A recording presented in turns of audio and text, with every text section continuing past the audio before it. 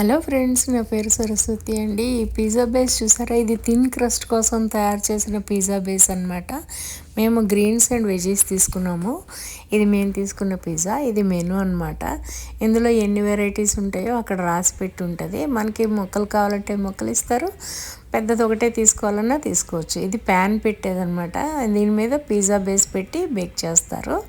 ముందు ఇలాగా పిండి వేసుకున్నారు, దాన్ని అట్లాగా సర్ది చక్కగా అట్లా చేతులతోనే చేశారండి. మనలాగా అప్పడాల కర్ర, రోలరు ఇంకేం తీసుకోలేదన్నమాట, చేతులతోనే చక్కగా చేస్తున్నారు.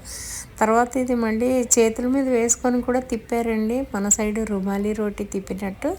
చిరగలేదు కూడానండి, చాలా నీట్గా అట్లా సాగుతూ వచ్చింది. దాన్ని మళ్ళీ ఆ ప్యాన్లో పెట్టి చక్కగా అడ్జస్ట్ చేశారనమాట.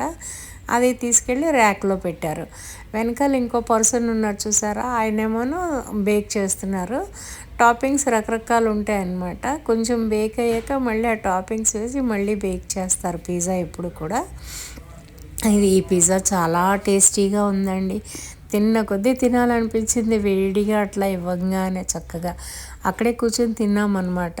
కావాలంటే మనకి పార్సల్ కూడా చేసిస్తారు పెద్ద బాక్స్లో పెట్టి, లేదంటే మనం అక్కడే కూర్చొని తినొచ్చు. వెరైటీస్ చూసారా ఎన్ని ఉన్నాయో.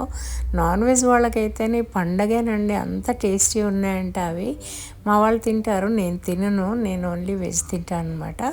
ఆ రోజు సాటర్డే అవడంతో మా వాళ్ళు కూడా అదే తిన్నారు. Thank you very much for watching.